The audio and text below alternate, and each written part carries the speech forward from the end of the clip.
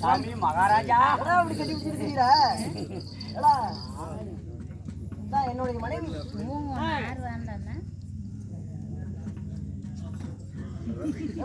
என்னடா நாக்கு செத்து போயிருங்க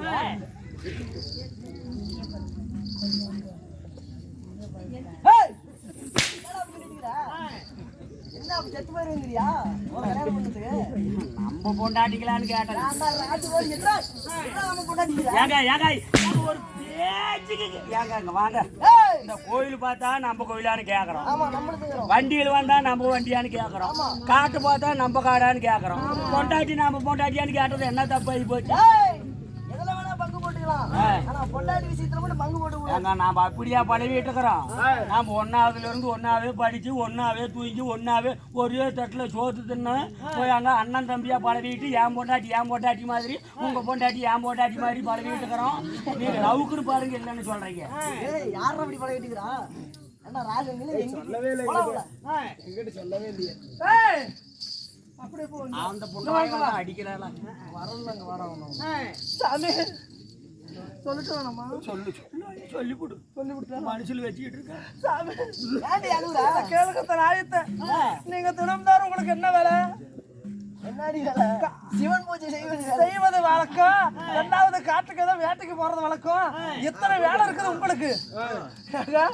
இப்ப என்ன பண்ற அரண்மனையில நீங்க இல்லாத நேரத்துல நான் தனியா இருக்கிறேன்ல, அம்மா தனியா இருக்கிறிய மன்னர் வர வரைக்கும் நம்ம ரெண்டு பேரும் விளையாடலாமா? விளையாட்டு அப்படின்னா நானும் சரிடா அவர் வர வரைக்கும் நம்ம ரெண்டு பேரும் விளையாடலாம். என்ன விளையாட்டு அப்படின்னு போய் கதவு தாப்பாலெல்லாம் எல்லா கதவும் தாப்பால் போட்டு வந்தா எதுக்குடா எல்லா கதவும் சாத்திரம் அப்படின்னு கேட்டேன். இந்த விளையாட்டுக்கு இதெல்லாம் சாத்திரமா அப்படின்னா சரி அப்படின்னு. அப்புறம் மறுபடியும் என்ன விளையாட்டுடா அப்படின்னு அத்தாம்மா சப்பளம் கொடு அப்படிங்கிறோம். யாருடா பண்றது? யாரு சப்பளம் கொடுக்குறீங்க? கபடி அப்படியா? அதுக்கு எதுக்கு ஓட்டு சாத்திங்க? கபடி ஆடுறது கிரவுண்ட் சொல்றாங்க. தப்பிச்சு வெளியே ஓடி போயிட்டா உள்ளே அமுத்திக்கிறது.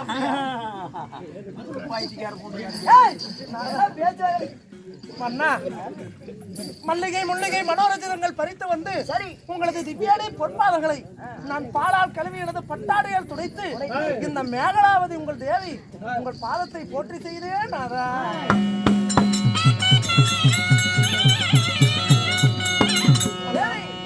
என்னுடைய பாதத்தை பதிதபடியினால் எப்படி இருக்க வேண்டும் தெரியுமா? எப்படி எல்லாம்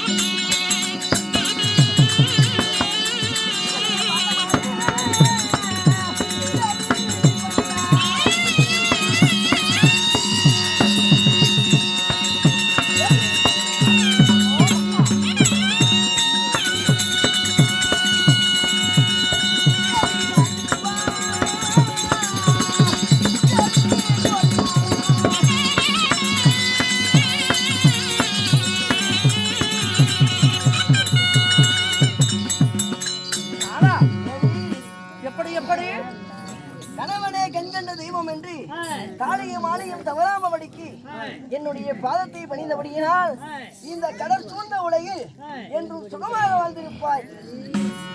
அண்ணா, நீங்கள் வாழ்வை என்றாலே இந்த வையகத்தில் நான் கோடான கோடி காலம் வாழ்ந்து வருவேன். இருந்தாலும் அரண்மனையில் இருந்த பெண்ணை 1000 தோழர்களை விட்டு நான் சொல்வதை கேட்பீங்களா? எப்படி? அதான்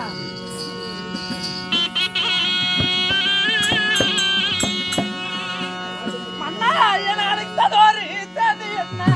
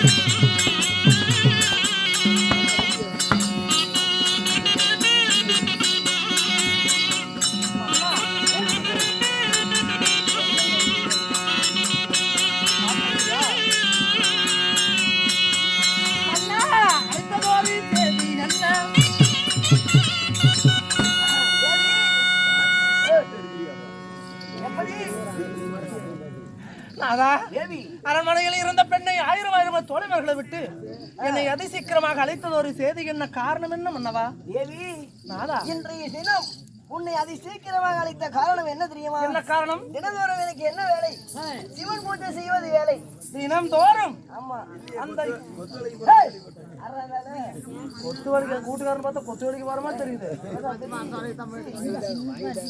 ஒரு நாடாளக்கூடிய மன்னன் அல்லவா?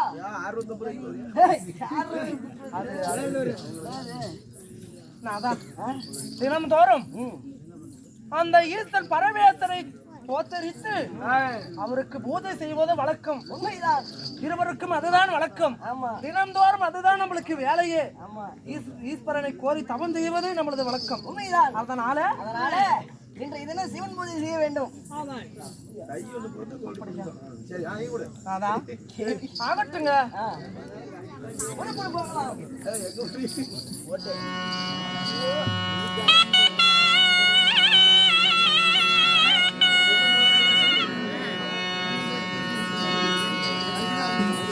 எங்களீதா என்னை காரையா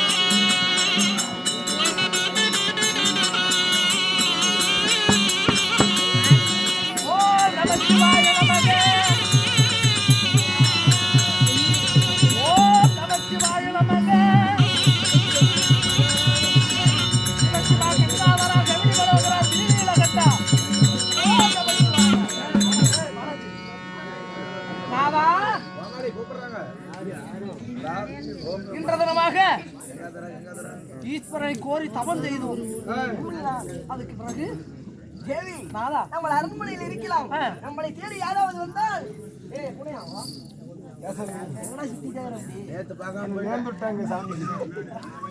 ஆகட்டும் அப்படியே ஆகட்டும்